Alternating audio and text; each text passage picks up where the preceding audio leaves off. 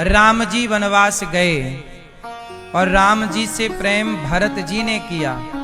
अच्छा, भरत जी राम जी से प्रेम करते हैं कि नहीं? जोर से, जोर से।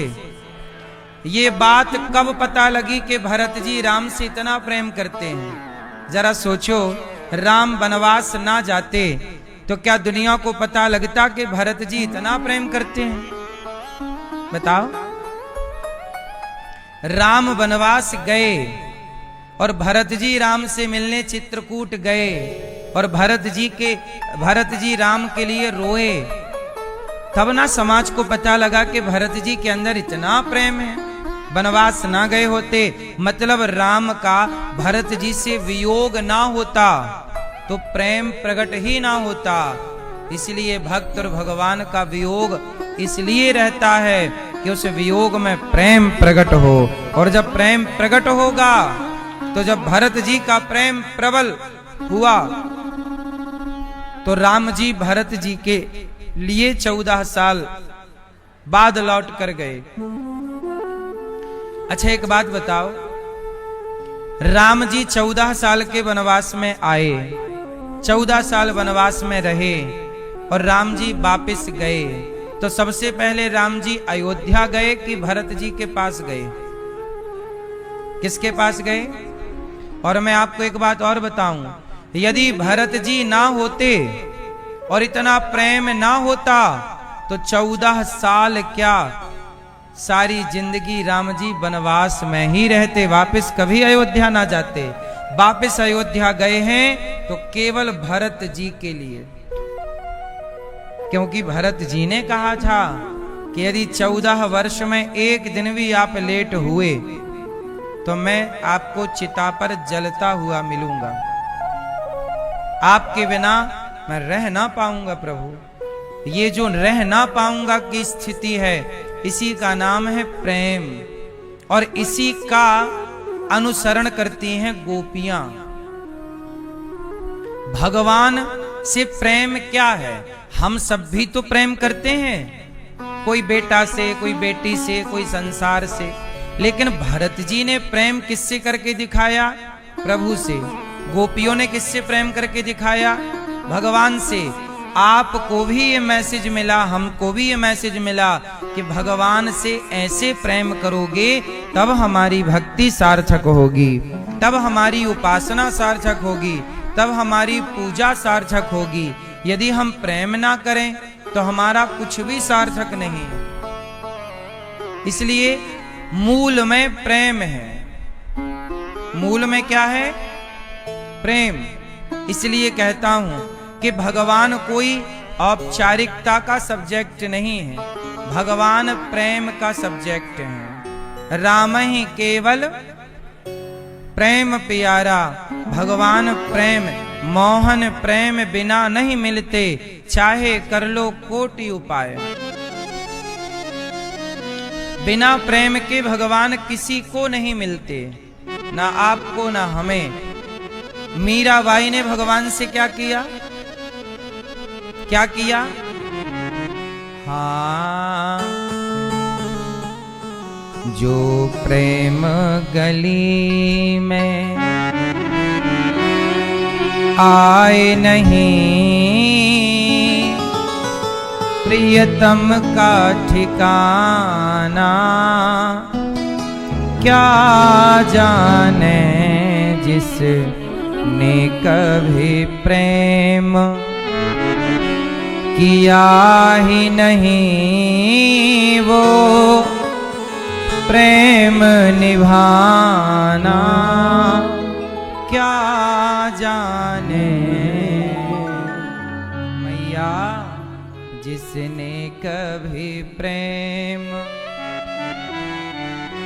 किया ही नहीं, वो प्रेम निभाना क्या जाने।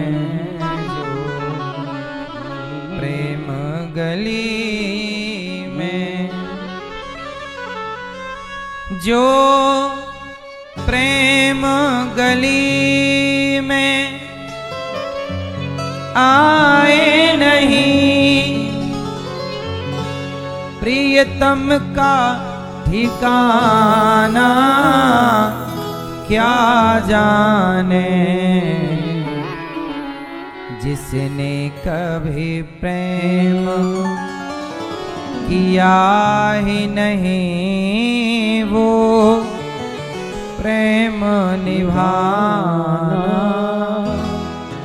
क्या जाने। प्रेम क्या होता है ये भरत जी समझते हैं, ये मंथरा नहीं समझती। ये मंथरा के वश का प्रेम नहीं है, ये कैकेयी के वश का प्रेम नहीं है, कैकेयी माता के वश का प्रेम नहीं, प्रेम तो भरत जी के वश का है। इसलिए समाज में दो तरह के लोग हैं, एक वो जो भरत जी की तरह प्रेमी है और एक वो जो मंथरा की तरह सूखे हुए हैं, प्रेम रस नहीं है। कौन सा रस नहीं है? प्रेम रस। इसलिए गोपियां भरत जी को फॉलो करती हैं। गोपियां कहती हैं जैसे भरत जी राम के लिए तड़पते और रोते रहे, हम भी प्रभु के लिए तड़पती और रोती रहेंगी। क्यों? गोपियों से कहा चली जाओ मिल लो गोपियों, मथुरा में कृष्ण है चली जाओ। गोपियां बोली नहीं, मिलेंगे तो प्रेम कम हो जाएगा, मिलेंगे तो प्रेम। अच्छा ये बताओ, मिलने से प्रेम बढ़ता है कि घटता है? जोर से हैं?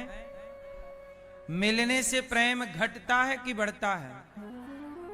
जोर से, जोर से, जोर से। बढ़ता है। जब आपकी शादी हुई, पहली बार पत्नी मिली तो प्रेम की मात्रा अधिक है। शादी के बाद देखा नहीं, लड़का लड़की एक दूसरे का हाथ पकड़ के चलते हैं, छोड़ते नहीं तनिक सी देर के लिए। हाँ, ये पहला प्रेम है। अब आप कहते हो मिलने से प्रेम बढ़ता है। अब यही पति पत्नी को 1 साल बाद देखना, फिर 3 साल बाद देखना, हाथ पकड़ाएगी तो पकड़ेगा ही नहीं। क्यों, लंगड़ी है क्या? चल। और 10 साल बाद देखना, तुमसे कहता था बहुत प्यार करता हूं, तुम्हारे बिना रह ना सकूंगा, अब यही डायलॉग पड़ोसन से कह रहा है। यही बात पड़ोसन के लिए। अब और रोज मिलो, प्रेम घट गया कि नहीं? हाँ, प्रेम कहते हैं ना मेरी मां, दूर के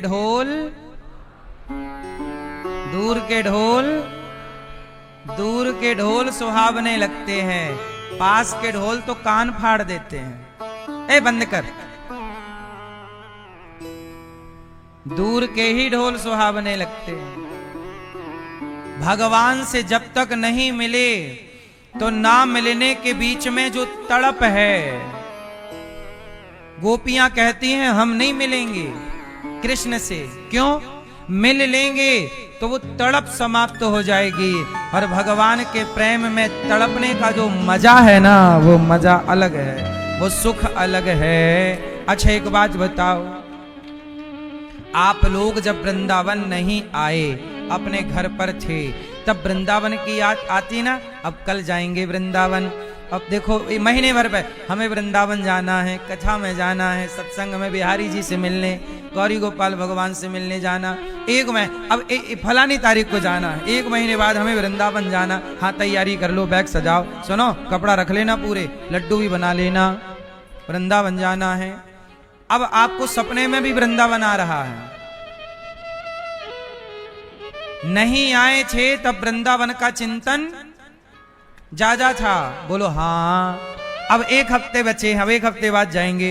फिर 5 दिन बचे, 5 दिन बाद वृंदावन, फिर 2 दिन बचे, अरे 2 दिन बाद वृंदावन जाना, अच्छा आज शाम की ट्रेन है वृंदावन जाने की, अब तो बड़े खुशी से वृंदावन।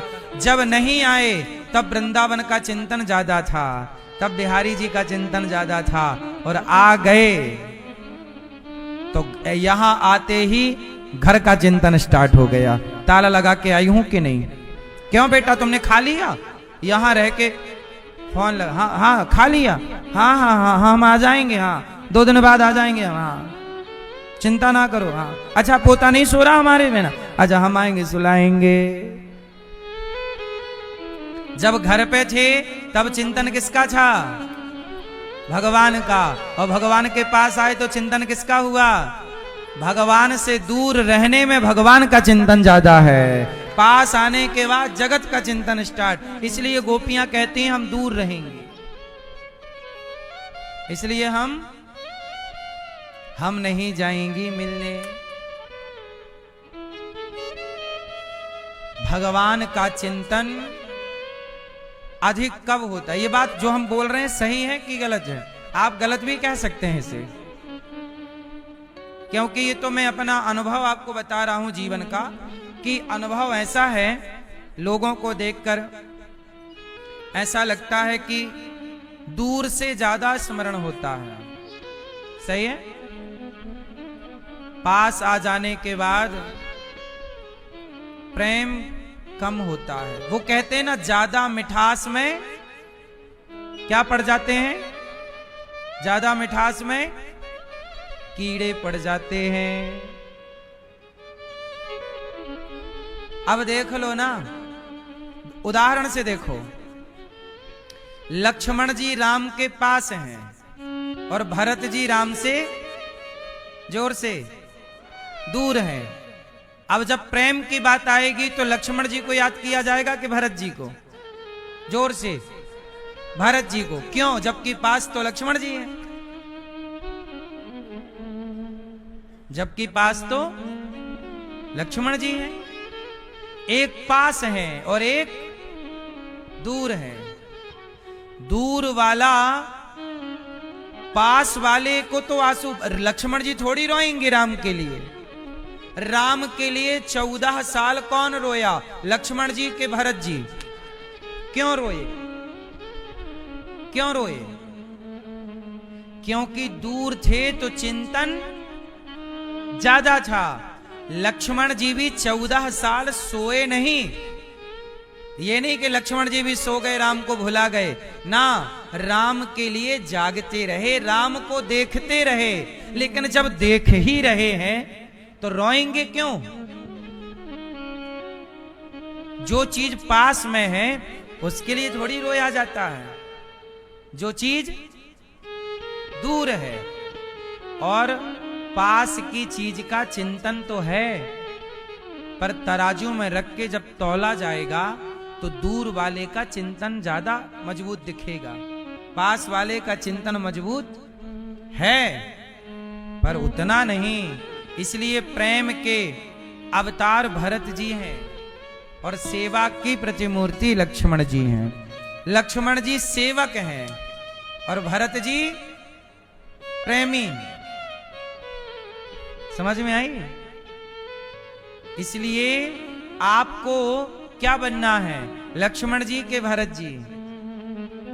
क्या?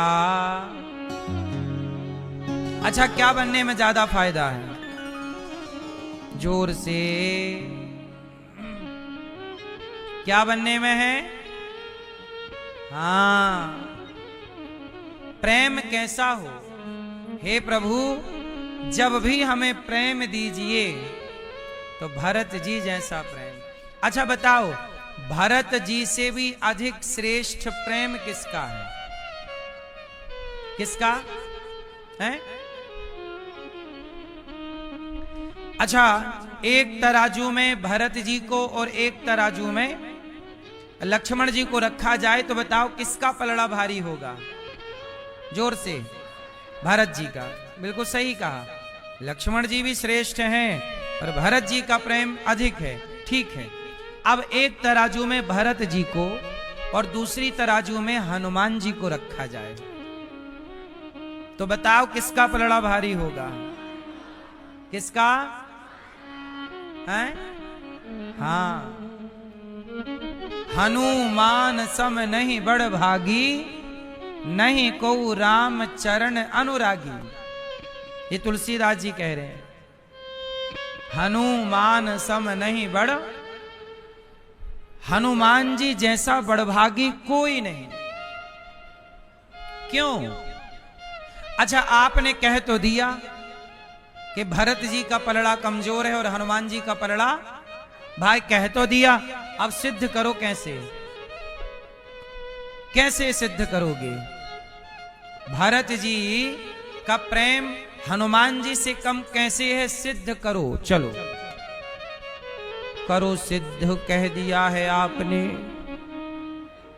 सिद्ध करके बताओ। हाँ हाँ मैया बोलो, कैसे करोगी सिद्ध?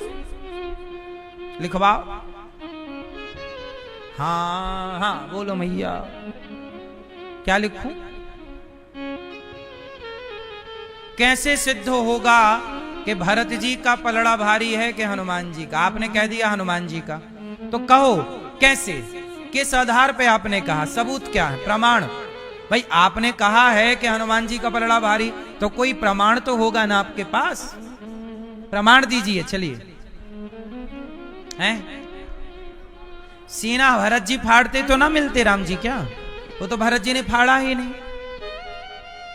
ये तर्क काम नहीं करेगा। और आगे बोलो। नहीं, हम बताएं? किस किस को बताऊं? सुनो, भरत जी और हनुमान जी में अंतर क्या है? भरत जी और हनुमान जी में इतना सा अंतर है कि भरत जी राम से क्या मांगते हैं? क्या मांगते हैं? क्या मांगते हैं? हाँ, शीश पे खड़ाऊं, शीश पे खड़ाऊं और अखियों में पानी,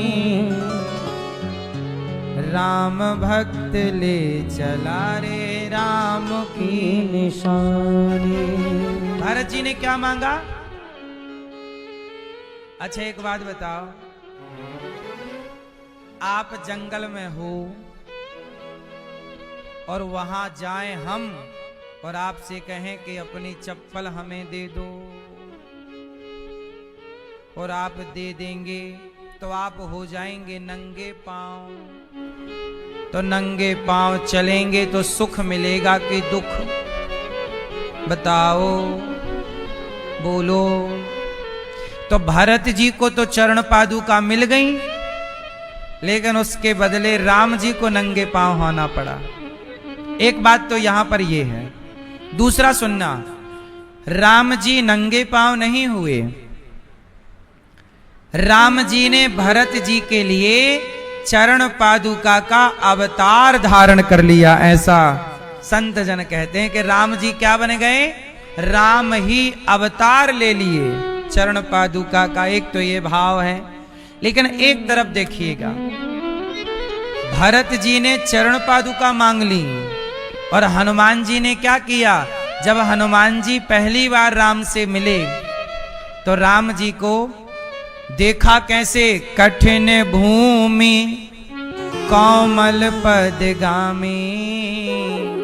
हनुमान जी ने कहा, प्रभु आपके चरण बड़े कोमल हैं, भूमि बड़ी कठोर है, नंगे पांव घूम रहे हैं आप। मतलब राम जी जब हनुमान जी से मिले उस समय राम जी नंगे पांव थे। तो राम जी के चरण देखकर हनुमान जी बोले, प्रभु आपके चरण बड़े कोमल हैं, ये भूमि बड़ी कठोर है, आप कहां नंगे पांव जा रहे हैं? ऐसा करिए, आप मेरे कंधे पर बैठ जाइए। तो हनुमान जी ने राम के चरणों की सेवा ऐसे की कि उसके बाद राम लक्ष्मण को हनुमान जी पैदल नहीं चलने दिए। अब नहीं चलोगे प्रभु आप पैदल, आप आज से इस कंधे पर चलोगे। एक कंधे पर लक्ष्मण जी को और एक कंधे पर और चले हनुमान जी। इसी बात को तुलसीदास जी लिख रहे हैं, हनुमान सम नहीं बड़ भागी, नहीं को राम चरण अनुरागी। हनुमान जी ने राम के चरणों की चिंता की, राम के चरणों में बैठे हैं और राम के चरणों से प्रेम है। इसलिए भरत जी सबसे श्रेष्ठ हैं, लेकिन भरत जी और हनुमान जी को तौल कर देखोगे तो भरत जी से ज्यादा चिंता राम के चरणों की किसी को हुई तो श्री हनुमान जी को हुई। इसलिए हनुमान जी का पलड़ा भारी है। इसलिए कहता हूं, हनुमान जी सदा राम के चरणों में बैठते हैं। और आज के जमाने में लोग चरणों में नहीं रहना चाहते। दुर्योधन को देखो ना, भगवान कृष्ण लेटे थे तो दुर्योधन को मांगने जाना था कृष्ण से। एक तरफ कृष्ण और दूसरी तरफ कृष्ण की नारायणी सेना। तो दुर्योधन गया और भगवान सो रहे थे तो सिर के पास जाकर खड़ा हो गया, खोपड़ी के पास।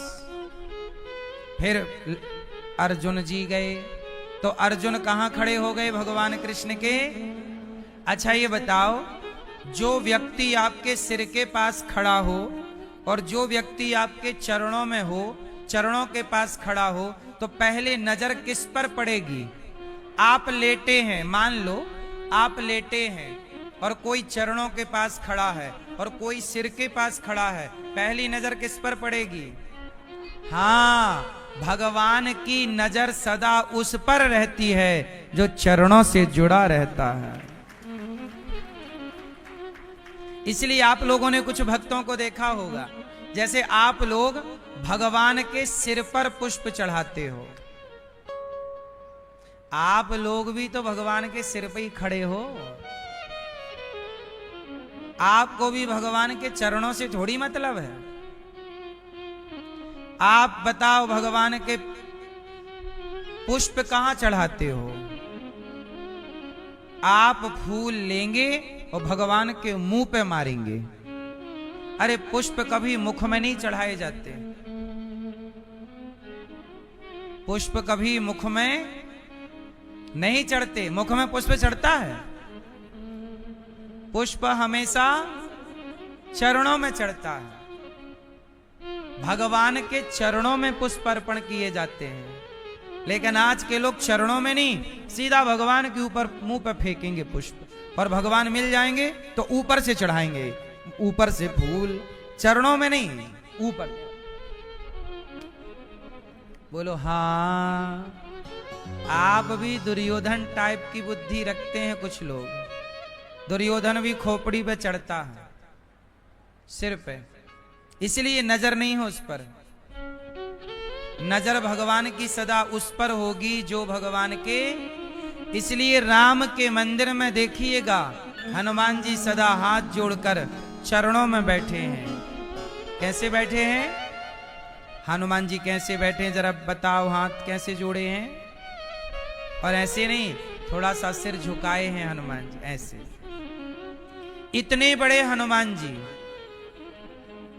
इतने बड़े हनुमान जी जिन्होंने राम की इतनी मदद की, सीता मां का पता लगाया, लक्ष्मण जी की जान बचाई, एक हाथ से पहाड़ उठाया। इतने बड़े हनुमान जी राम के चरणों में सिर झुका के बैठे हैं। इतनी सरलता, इतनी नम्रता आज आप में हो जाए तो आप पर भी कृपा की दृष्टि स्टार्ट हो जाए। आज का व्यक्ति इतना सरल कहां हो पा रहा है, इतना सहज कहां हो पा रहा है? है ना मेरी मां? तो चरणों से जुड़िए।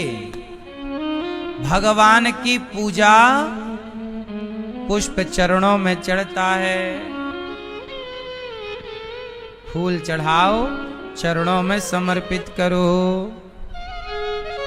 तो गोपियां, भरत जी, हनुमान जी, ये सब क्या करते हैं प्रभु से?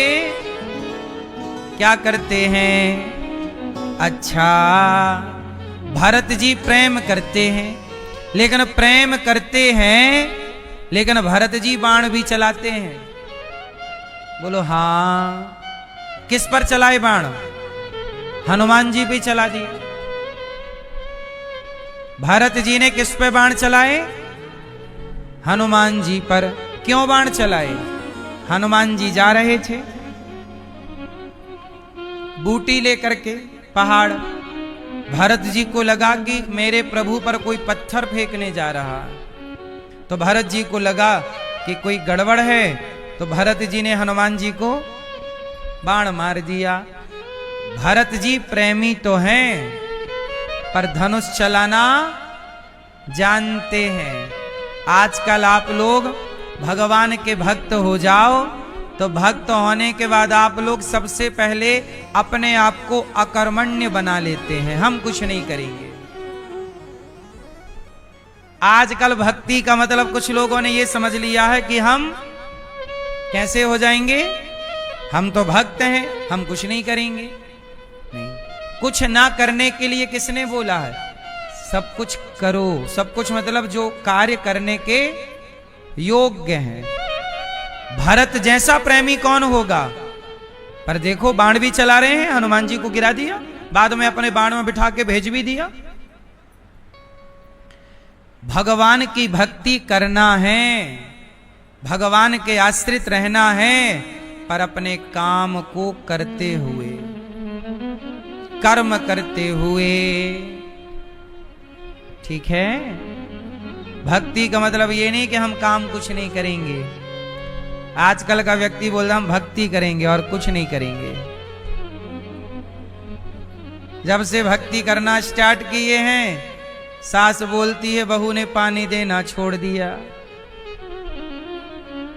जब से भक्ति स्टार्ट हुई, पति बोल रहा है पत्नी ने हमारी तरफ देखना छोड़ दिया।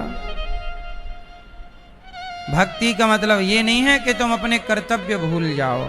और आजकल भक्ति का मतलब लोग यही समझ रहे हैं, ये भक्ति नहीं मेरी माँ। भक्ति प्रभु से प्रेम नेचुरल हो। कैसा? जैसे आपके बेटे से आपका प्रेम है, नेचुरल है। आप बेटे की पूजा नहीं करते, लेकिन बेटे से प्रेम है। ऐसे ही जैसे पुत्र से प्रेम है, ऐसे प्रभु से प्रेम होना चाहिए। ऐसे ही भगवान का स्मरण हो और आप बेटे से प्रेम करते हुए काम पूरा करते हैं। ये प्रेम चाहिए भगवान को। ये नहीं कि तुम काम छोड़ दो, ये नहीं है, ये गलत हो जाएगा। गोपियां अपना काम करती हैं, झाड़ू पोंछा बर्तन चौका, पति सास सबकी सेवा, बच्चों की। और जो समय बच जाए तो पेड़ की छांव में बैठती हैं। और एक सखी बोली, सुन ए ललिता, आज तूने सपना देखा है? विशाखा बोली हाँ। ललिता बोली कि हाँ, आज मैंने एक सपना देखा। क्या देखा है? बोले आज सपने में कन्हैया आए और कहने लगे सखी माखन ना खिलाएगी? मैंने कहा क्यों नहीं खिलाऊंगी, यहाँ पर मेरी गोद में बैठना पड़ेगा। कन्हैया मेरी गोद में बैठे और मैं उन्हें माखन खिला रही हूँ। अब ललिता जी बता रही हैं कि मैंने गोद में बिठा के मक्खन खिलाया, प्रभु टुकुर टुकुर हमें देख रहे थे, हमारी ओर टुकुर टुकुर, हम उनकी ओर। भगवान मुस्कुरा रहे। अब सारी एक सखी अपना सपना सुना रही है और बाकी सखियां उस सपने को सुनकर रो रही हैं, रो रही हैं। फिर दूसरी ने कहा आज मैंने भी सपने में कन्हैया को देखा है। क्या देखा? वो आज ना गैया लेके जा रहे थे जंगल, तो मैं वहां से पानी भर के आई यमुना जी से। तो जब यमुना जी से पानी भर के आई तो कन्हैया गैया लेके जा रहे थे। कन्हैया बोले कि सखी प्यास लगी है, पानी पिलाएगी? हाँ हाँ लाला, क्यों ना पिलाऊंगी। तो मैंने अपने मटके से ऐसे पानी किया, कन्हैया ने दोनों हाथ से पानी पिया और मैं उनका दर्शन करती रही। अब एक सखी अपने सपने में जो घटना देखी वो सुना रही कि आज सपने में हमने पानी पिलाया। अब एक सखी सपना सुना रही और बाकी सुन करके रो रही कि सखी तो कितनी भाग्यशाली है, आज प्रभु ने सपने में आकर तुझे दर्शन दिया, तो कितनी भाग्यशाली है, आज प्रभु को तूने पानी पिलाया, आज तूने मक्खन खिलाया। तीसरी ने कहा आज सपना तो मैंने भी देखा है। क्या देखा है तुमने? आज मैंने देखा कि कन्हैया गौशाला में गाय दोह रहे हैं, बछड़ा पी रहा है और कन्हैया भी गैया दोह रहे, दूध निकाल रहे।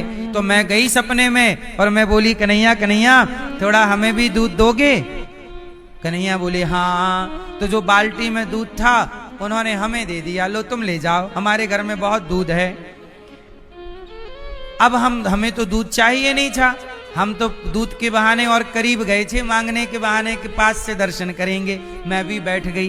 तो कन्हैया ने क्या किया, दूध लगाते हुए बोले तुझे दूध पीना है? बोले हाँ। तो थन की पिचकारी, थन लगाओ तो गौ माता के थन से पिचकारी निकलती है दूध की, वो पिचकारी मेरे मुंह की तरफ किया उन्होंने थन, और मेरे मुंह पे वह गौ माता का दुग्ध कन्हैया ने मुझे पिलाया। मैं कन्हैया का उस प्रसाद को, दुग्ध के प्रसाद को पी रही और कन्हैया खिलखिला के हंस रहे। फिर उन्होंने पूरे मुंह पे मेरे गौ माता के दुग्ध से मुझे पूरा गीला कर दिया। मैंने ये सपना देखा। अब सारी सखियां रो पड़ी कि सखी कन्हैया ने तेरे संग इतना समय बिताया, इतना प्रेम किया, ये देखो सामान्य गोपियां हैं जिनके बेटा है, बेटी है, पति है, पत्नी है, सारी जिम्मेदारियां हैं आपकी तरह सारी जिम्मेदारियां वो पूरी भी करती हैं, लेकिन बचे हुए समय को निंदा चुगली में खर्च नहीं करती, भगवान के चिंतन में करती हैं। और रात को सोती हैं तो प्रभु का चिंतन करते करते भगवान की याद में कि प्रभु क्या बिना दर्शन के जीवन बीत जाएगा, याद में रोती रोती सोती हैं। तो सपने में आते हैं, गोपियां कहती हैं आज सपने में आने का वादा करो, आज मिलने मिलाने का वादा करो।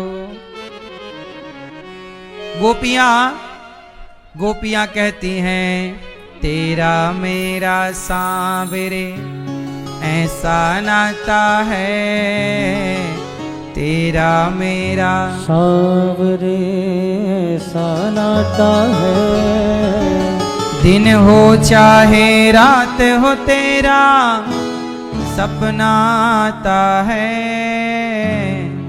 तेरा मेरा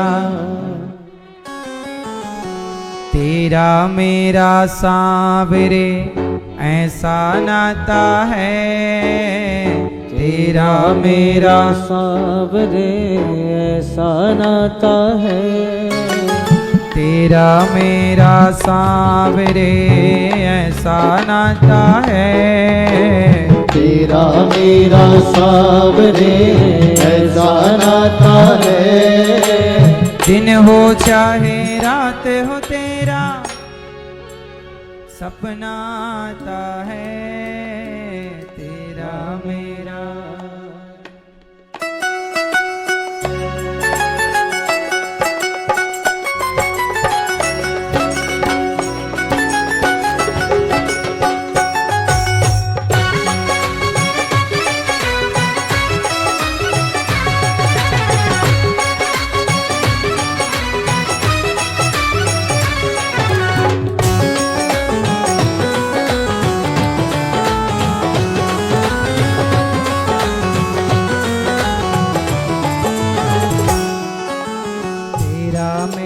सांवरे ऐसा नाता है, तेरा मेरा सांवरे ऐसा नाता है, तेरा मेरा सांवरे ऐसा नाता है, तेरा मेरा सांवरे ऐसा नाता है, दिन हो चाहे रात हो तेरा सपना आता है, दिन हो चाहे रात हो तेरा सपना आता है, तेरा मेरा सांवरे ऐसा नाता है,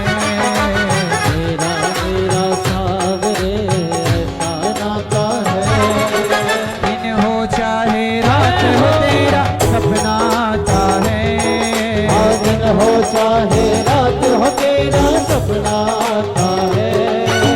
तेरा मेरा हे हरि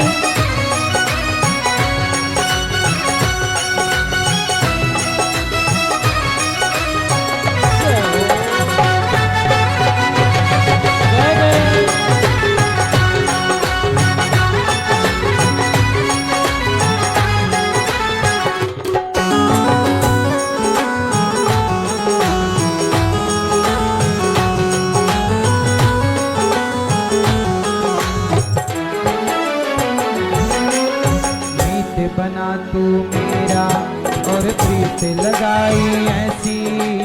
एक बना तू मेरा और प्रीत लगाई ऐसी। दुनिया बनाने वाले ने ये प्रीत चलाई कैसी। रीत चलाई कैसी, रीत चलाई कैसी। हे कन्हैया मीत बना तू मेरा, मीत बना तू मेरा और प्रीत लगाई ऐसी। दुनिया बनाने वाले ने ये रीत चलाई कैसी। रीत चलाई कैसी, रीत चलाई कैसी। ना जाने तू कैसा कैसा खेल रचाता है। ना जाने तू कैसा कैसा खेल रचाता है। दिन हो चाहे रात हो तेरा सपना आता है। दिन हो चाहे रात हो तेरा सपना आता है। तेरा मेरा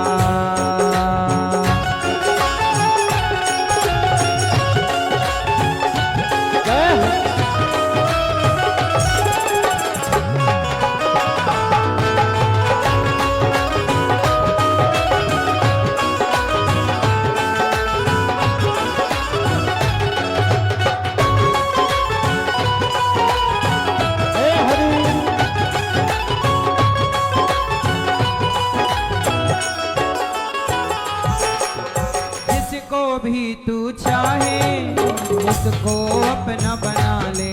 हाँ जिसको भी तू चाहे उसको अपना बना ले। सब कुछ तेरे वश में तुम हो करने वाले।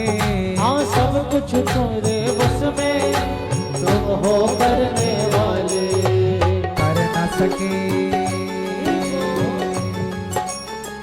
न सके कोई भी तो वो करके दिखाता है। कर न सके वो करके दिखाता है। कर न सके कोई भी तो वो करके दिखाता है। कर न सके कोई भी तो वो करके दिखाता है।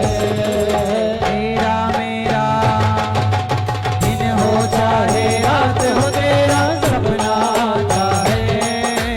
दिन हो चाहे रात हो तेरा सपना आता है। तेरा मेरा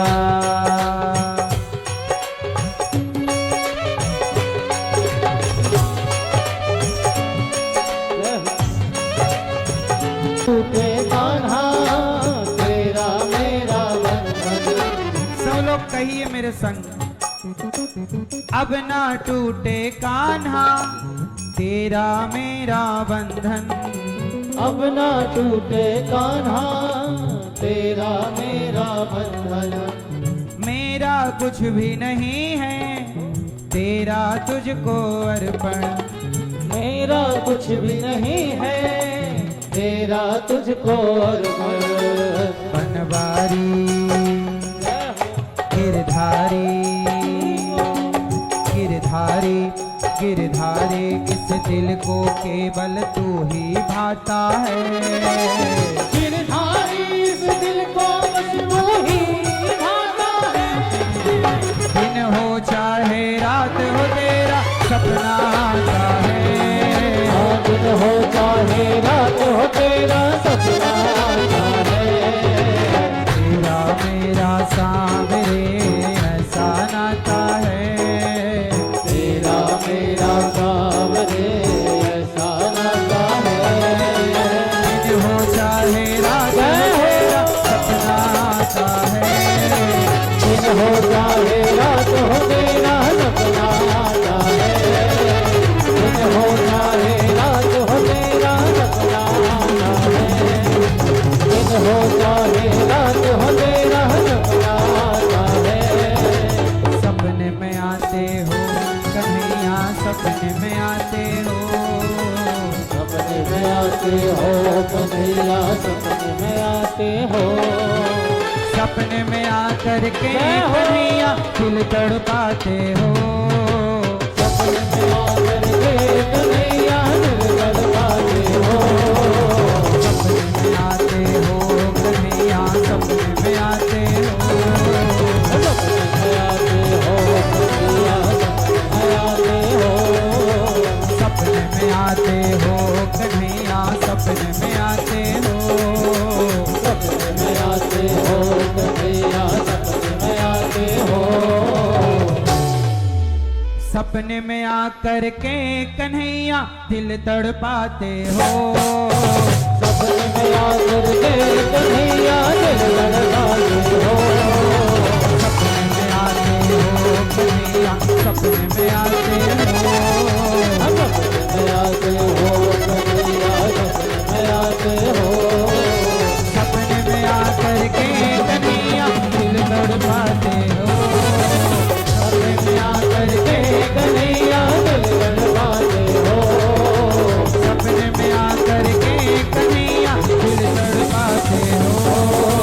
सपने में आकर के कन्हैया दिल तड़पाते हो।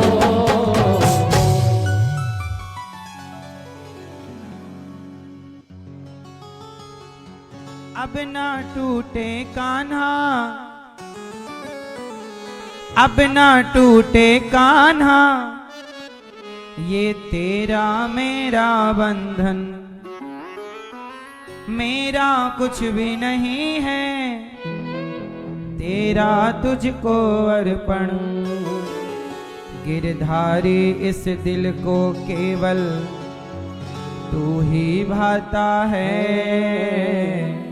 गिरधारी इस दिल को केवल तू ही भाता है। दिन हो चाहे रात हो तेरा सपना आता है। तेरा मेरा सांवरे ऐसा नाता है।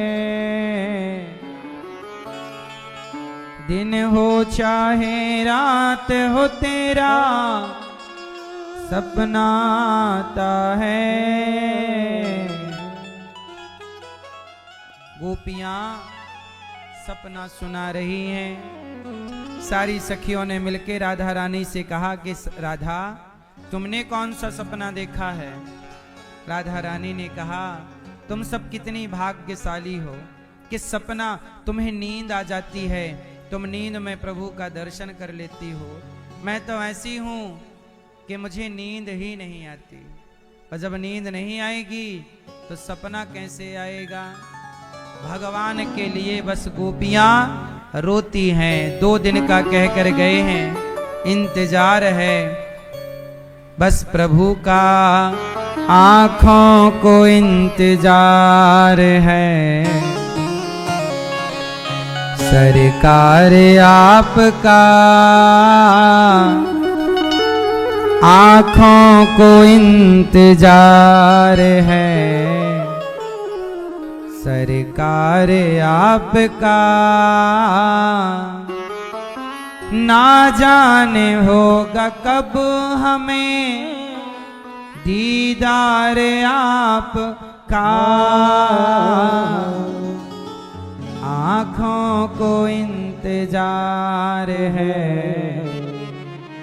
सरकार आपका।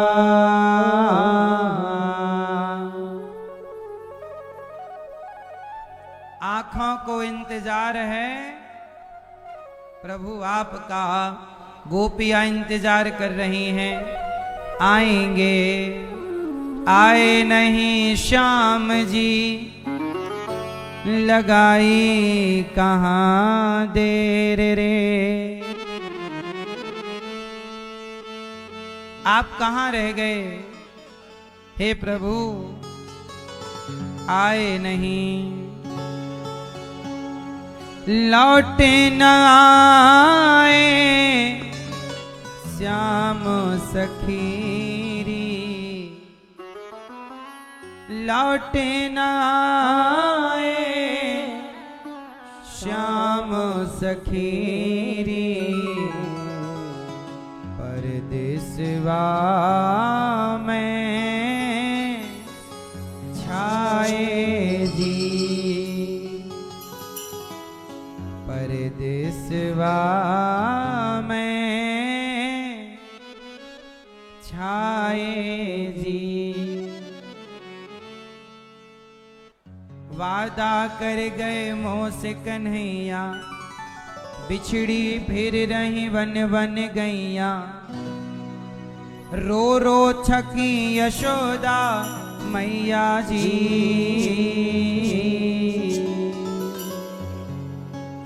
नैनन आंसुआ टपक रहे हैं, नैनन आंसुआ टपक रहे हैं, कब लोगैल निहारों जी, कब लोगैल निहारों जी। गोपियां कह रही हैं, कह कर गए थे आऊंगा, आज तक नहीं आए। गोपियां रो रही हैं, आंखों को इंतजार है कब आएंगे कन्हैया। तभी गोपियां कह रही कब आएंगे, तभी एक रथ आता हुआ दिखाई पड़ा मथुरा से वृंदावन की तरफ। गोपियों को लगा आ गए हमारे कन्हैया आ गए। अब तो गोपियां गईं, रथ को घेर कर खड़ी हो गईं। वही रथ था जिस रथ पर कन्हैया गए थे, आज वही रथ आया है। गोपियों को लगा हमारे कन्हैया आ गए। अब तो गोपियां बहुत खुश हो गई। देखो कहा था हमने हमारा कन्हैया आएगा आएगा। रथ को रोका तो अंदर से उद्धव जी निकले तो गोपियों ने कहा, उद्धव जी ने कहा आपने हमारा रथ क्यों रोका? गोपियां बोली हमारे कृष्ण कहाँ हैं? उद्धव जी बोले कृष्ण तो नहीं आए, उन्होंने हमें भेजा है आप सबके लिए, नहीं आए। जैसी गोपियों ने सुना कि नहीं आए, गोपियां धड़ाम से जमीन पर गिर पड़ी, सखी नहीं आए तो ये बताओ भैया तुम क्यों आए हो? उद्धव जी ने कहा कल कन्हैया रो रहे थे। अच्छा किसके लिए? बोले वृंदावन में हमारी गोपियां हैं, मैया हैं, उनके लिए रो रहे थे। अब तुम बताओ कि कन्हैया की गोपियां कौन हैं? सारी गोपियां जो बेहोश सी पड़ी थीं सब उठकर बैठ गईं। बोले कन्हैया रो रहे थे? बोले हाँ बहुत रो रहे थे। अच्छा एक सखी ने दूसरी सखी के आंसू पहुंचते हुए कहा सखी कम से कम कन्हैया हमें याद तो रखे हैं, नहीं आए कोई बात नहीं, कम से कम वो हमें भुलाए तो नहीं। गोपियां बोली ये बताओ हमारे प्रभु क्यों नहीं आए? क्या वो हमें भूल गए? क्या वो हमें दर्शन देना नहीं चाहते? क्या हमसे कोई अपराध हो गया? हमें छोड़कर क्यों चले गए? उद्धव जी बोले वो आना तो चाहते थे पर उन्होंने मुझे भेज दिया और ये आपके लिए पत्र भेजा है। और जैसे ही पत्र गोपियों ने उद्धव जी से लिया, एक सखी ने, दूसरी सखी ने, तीसरी ने वो पत्र फटाफट छीना, टुकड़े टुकड़े हो गए उस पत्र के। उद्धव जी बोले पढ़ तो लेती कम से कम कि लिखा क्या है। गोपियां बोली उद्धव जी हमने कृष्ण को पढ़ रखा है उसके पत्र को पढ़ने की जरूरत नहीं। गोपियां बोली, उद्धव जी आप क्यों आए हो? बोले हम आपको ज्ञान देने आए हैं। तब गोपियों ने कहा हम प्रेम दीवानी हैं, वो प्रेम दीवाना। ऐ उद्धव हमें ज्ञान की पोथी न सुनाना। क्यों? हम प्रेम दीवानी हैं, वो प्रेम दीवाना। अच्छा, तुम प्रेम दीवानी हो तो रोती क्यों हो? तब गोपियों ने कहा तन मन जीवन श्याम का। उद्धव आप कहते हो तुम क्यों रोती हो? हम हैं कहां? हमारा तो तन मन किसका है? हम ये कहते ही नहीं कि ये तन हमारा, ये मन हमारा। आप कहते हो हमारा मन भटकता है। गोपियां कहती हैं हमारा तो मन है ही नहीं, कहां गया तुम्हारा मन? उद्धव एक हतो वो गयो श्याम संग, को आराधे ईश। उद्धव मन न भये 10-20, उद्धव मन ना भये 10-20। उद्धव जी हमारा एक मन था, वो भी कन्हैया लेकर चले गए। हम बिना मन की हैं। हम कैसी हैं? जरा सोचिए। आप लोग कहते हो हमारा मन भटकता है, और गोपियां कहती हैं अरे मन तो हमारा तब भटकेगा जब हमारे पास होगा। हमारा मन किसके पास है? मतलब जरा सोचिए कि जब मन ही कृष्ण के पास है तो स्मरण अहरनिश किसका है? क्या हम लोग इस तरह का स्मरण कर पा रहे हैं? गोपियां ऐसा स्मरण करके आपको और हमें बता रही हैं कि भक्ति ऐसी हो। तन मन जीवन श्याम का, श्याम हमारा काम। राम राम मैं रम रहा, वो मत वाला श्याम। इस तन में अब योग का तो नहीं कोई ठिकाना। ऐ उद्धव हमें ज्ञान की पोथी न सुनाना। हमें ज्ञान ना दो। क्यों? हम प्रेम दीवानी हैं, वो प्रेम दीवाना।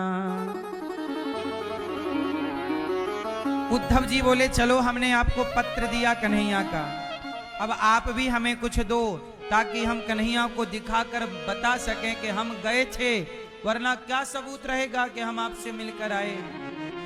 तब गोपियों ने उद्धव जी को क्या दिया जरा सुनिएगा।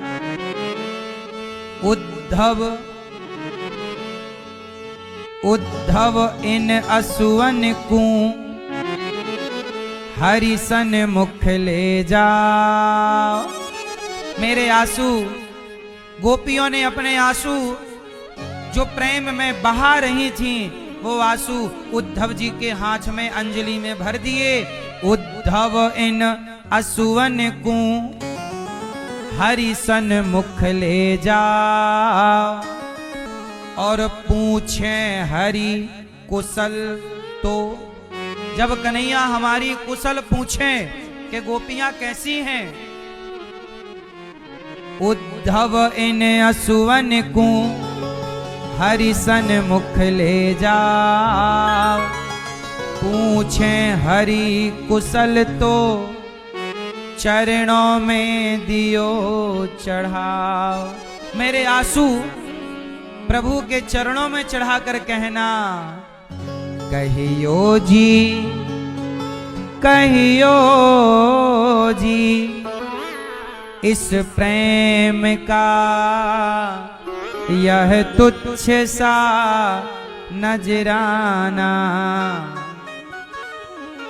ऐ उद्धव हमें ज्ञान की पोथी न सुनाना,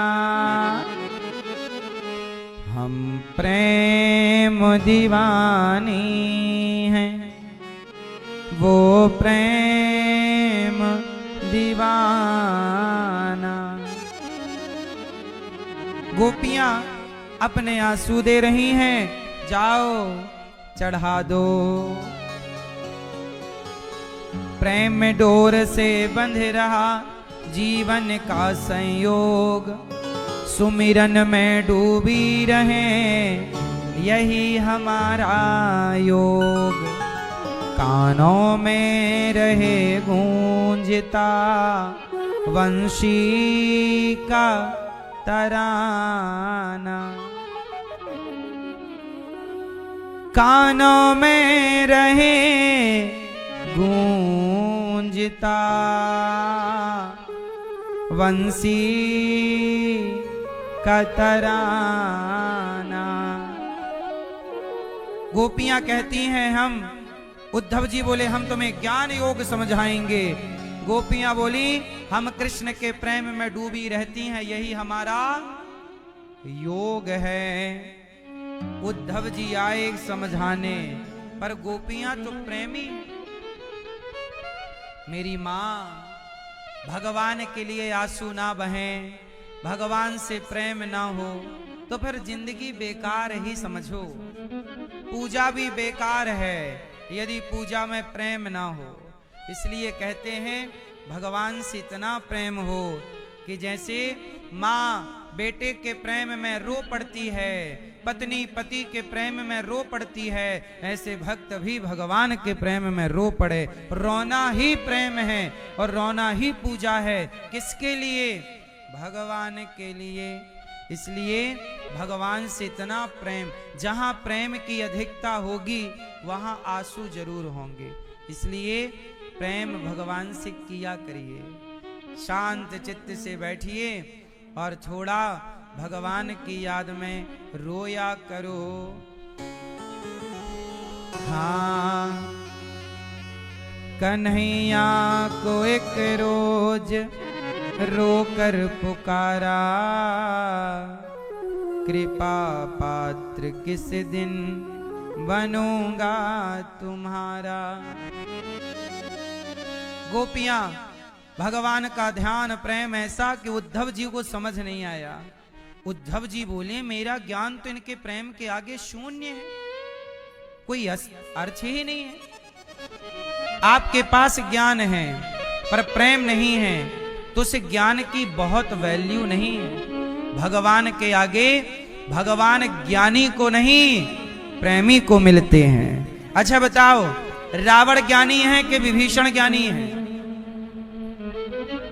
ज्यादा ज्ञानी कौन? जोर से जोर से। रावण ज्ञानी और विभीषण कैसे हैं? प्रेमी। रावण जैसे ज्ञानी को राम ना मिले, विभीषण जैसे प्रेमी को राम मिले। सही है गलत है? इसलिए मेरी मां, भगवान को पाना है तो जो प्रेम गली में आए नहीं,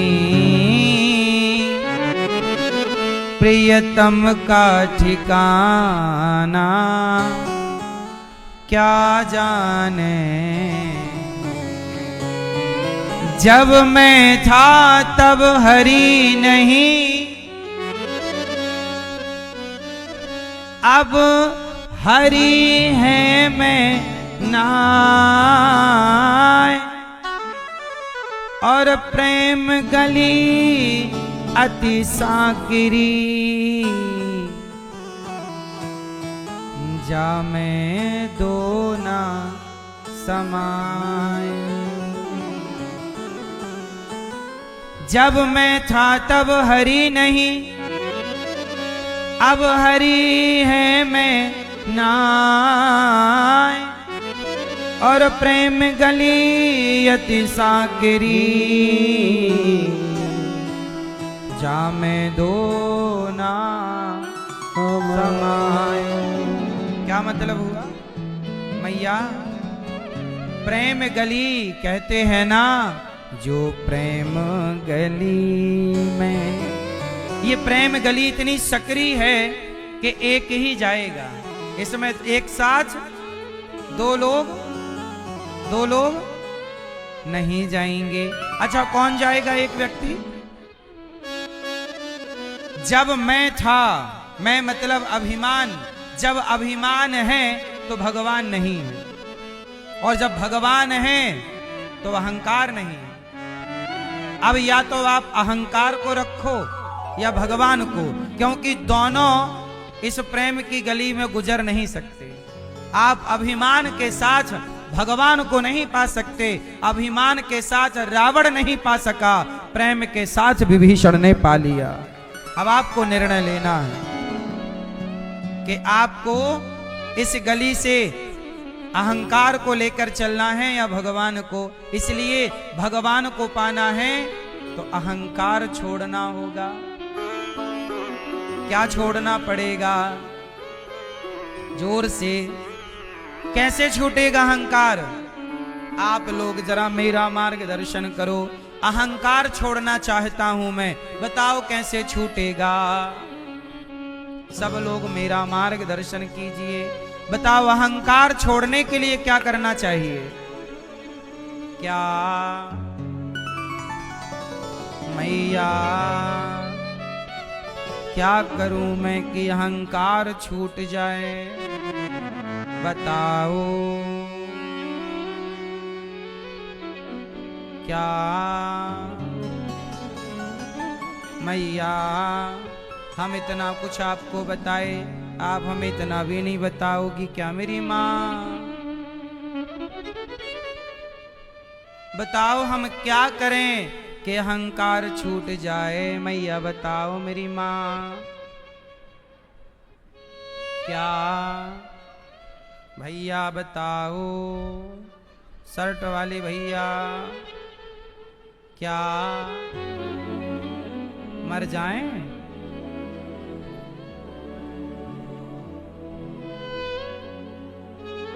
हाँ, एक साधु जी थे,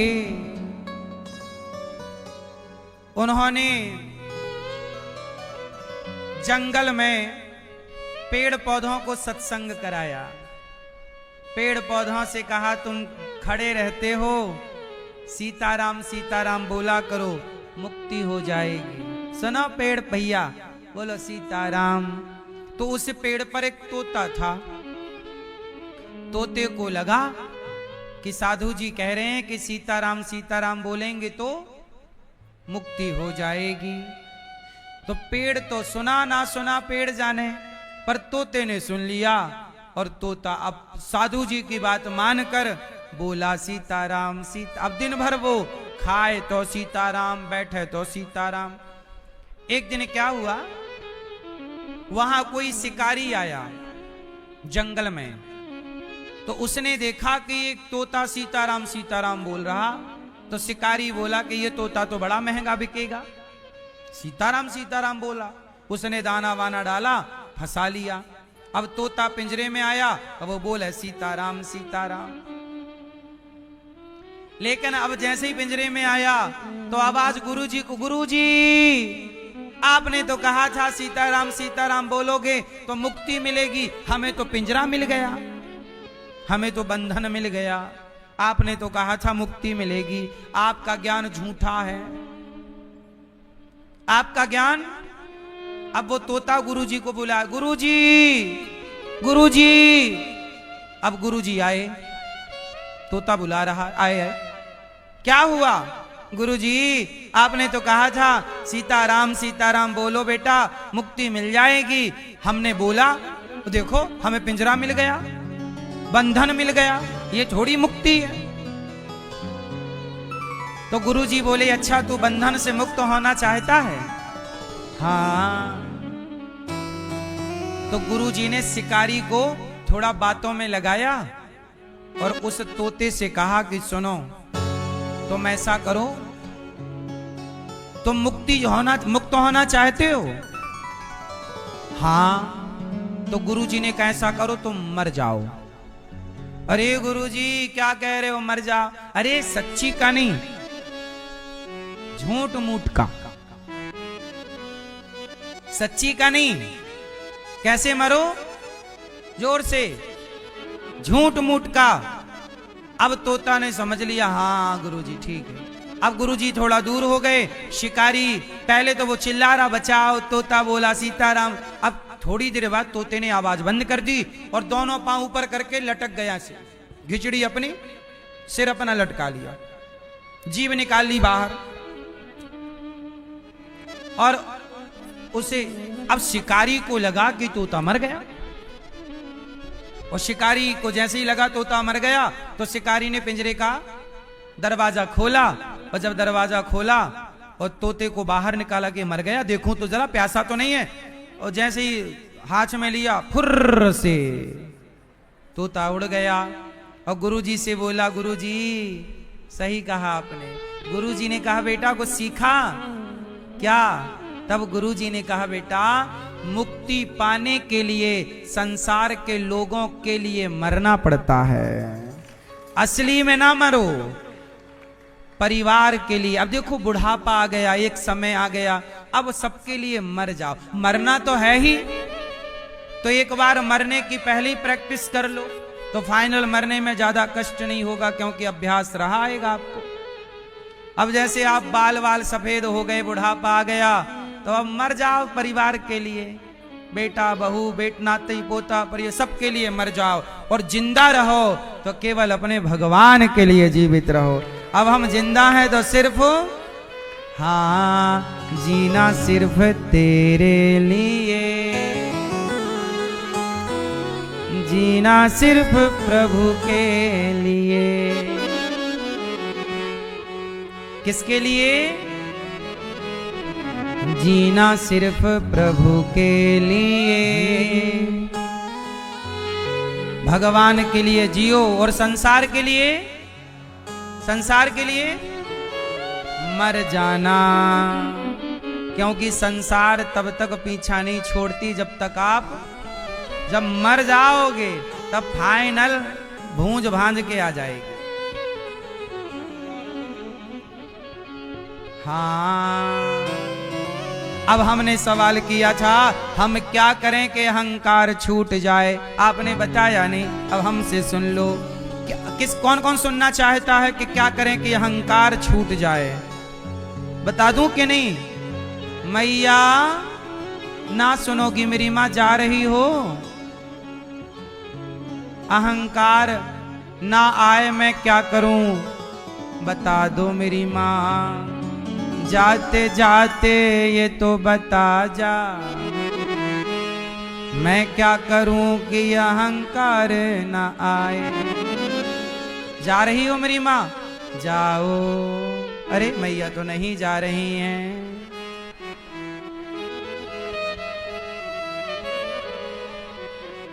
मैया, मैया बोली बताना पड़ेगा, इससे अच्छा बैठ जाऊं।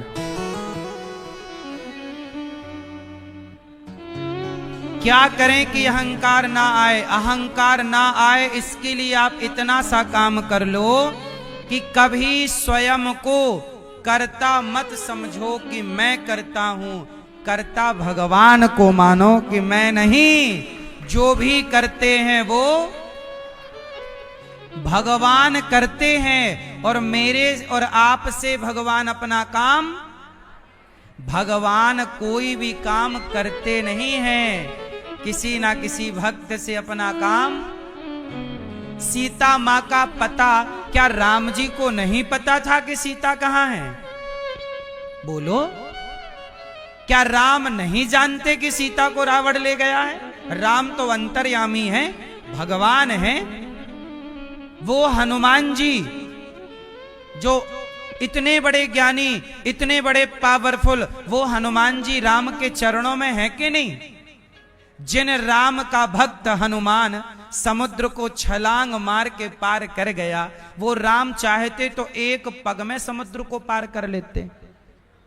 जरा सोचिए कि जब राम का भक्त इतना पावरफुल है तो राम कितने पावरफुल होंगे। राम क्या सीता मां को नहीं जानते कि कहां है? लेकिन राम अपना काम खुद नहीं करते, किसी से क्यों करवाते हैं? ताकि मेरे भक्त का नाम हो, मेरे भक्त का यश बढ़े। भगवान अपने भक्त का यश बढ़ाना चाहते हैं।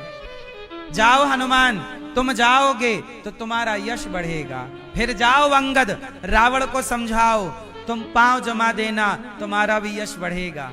जाओ जामवंत जी, हनुमान जी को समझाना, आपका भी यश बढ़ेगा। बंदरों का यश बढ़ाया, भालुओं का यश बढ़ाया, अरे तनिक सी गिलहरी का भी राम जी ने यश बढ़ाया है। कौन जानता था उस गिलहरी को? बोलो हाँ। इसका मतलब ये है कि राम जी पशु पक्षियों के बड़े प्रेमी थे।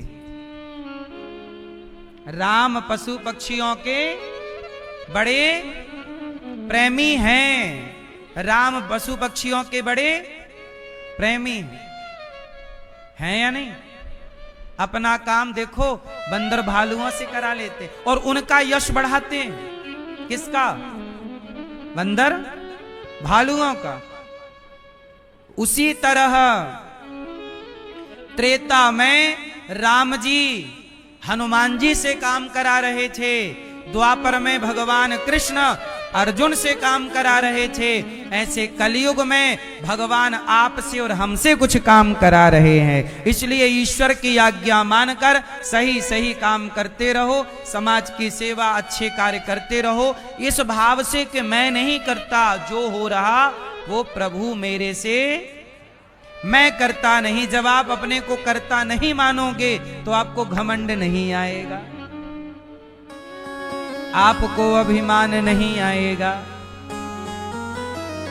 बात समझ में आई मैया? समझियो मेरी मां? नहीं समझी मेरी मां? कौन करता है?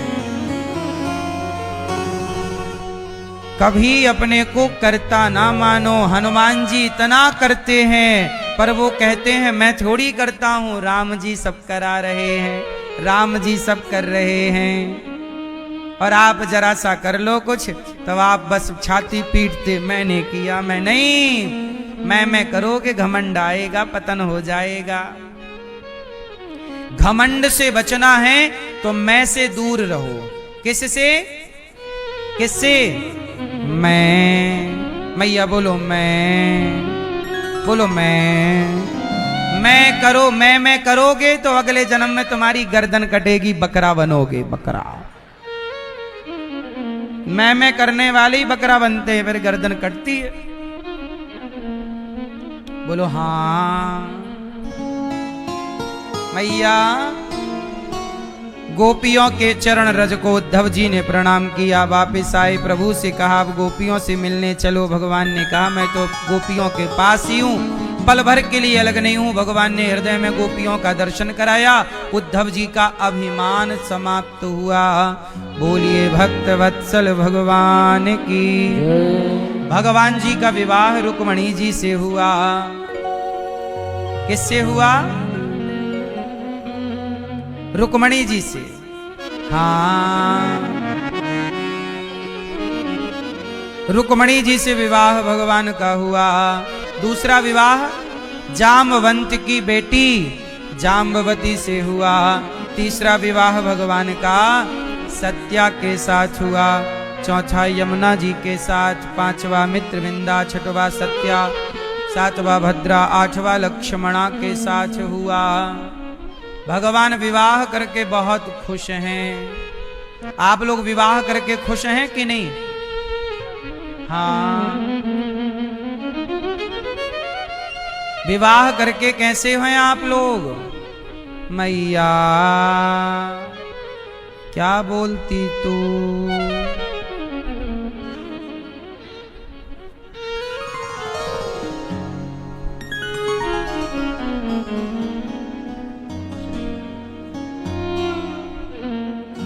विवाह करके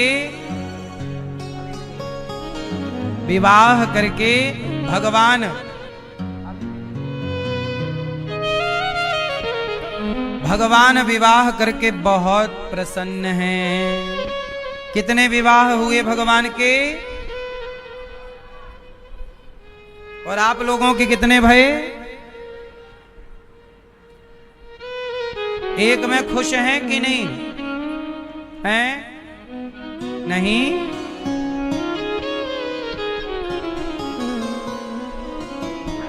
राम जी के कितने विवाह भये और कृष्ण जी के 16,108। भगवान के विवाह बहुत सारे हुए। आप लोग भी कहते हैं हम भी करेंगे विवाह, तुमसे संभल जाएंगे इतनी? आजकल लड़कियों की बड़ी कमी चल रही है। एक के भाग्य में एक ही नसीब नहीं हो रही है। लोगों का, कुछ लड़कों का ब्याह ही नहीं हो रहा है ही नहीं। लड़कियां सबने लड़के लड़के पैदा कर लिए, लड़कियों को पेट में ही मरवा दिया। अब लड़के लिए घूम रही है, मैया मेरा ब्याह नहीं हो रहा छोरे का। फिर तुमने छोरा पैदा किया, छोरी पैदा कहाँ की? तो छोरियां हो गई कम। तो कुछ लड़कों के खाते में लड़कियां आ गईं, कुछ के खातों में 0 बटा सन्नाटा है।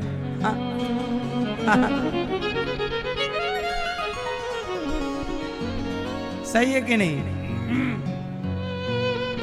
कुछ का हो ही नहीं रहा। 40 साल के हो गए, 50 के हो गए, हो ही नहीं रहा। अब कह रहे कैसी भी चल जाएगी, अंधी लंगड़ी बहरी भी। अब नहीं मिल रहा है कोई रिश्ता तो कैसा भी चलेगा। क्यों मैया? भगवान के विवाह हुए 16,108। हर रानी से 10 बेटा 1 बेटी। ये भगवान है। मैंने कई बार कथा सुनाई है कि भगवान ने इतने सारे विवाह क्यों किए। हर विवाह के पीछे कारण था। पिछले जन्म में, पिछले किसी युग में भगवान ने सबको वचन दिया। जब भगवान नर नारायण बने तो स्वर्ग की 16,100 अप्सराओं ने भगवान से कहा था कि प्रभु हमसे विवाह कर लो। तब भगवान नारायण ने कहा था कि हम जब द्वापर में कृष्ण अवतार लेंगे तब आप सब आना। तो स्वर्ग की सारी अप्सराएं जब कृष्ण अवतार हुआ तो वही सब भगवान की पत्नी बनकर के प्रकट हुई, क्योंकि वह भगवान को पति के रूप में चाहती थी। और भगवान ने सतयुग में ये वरदान दे दिया था। तो भगवान ने जिसे जो वचन दिया है वो पूरा करते हैं। अब हम लोगों को लगता है भगवान इतने विवाह। अच्छा मुझे एक बात जरा समझाओ आप लोग, बताइए 16,108 पत्नियों से 10-10 बेटा पैदा करने की क्षमता आज किसी भी पुरुष में है? फिर इतनी क्षमता ही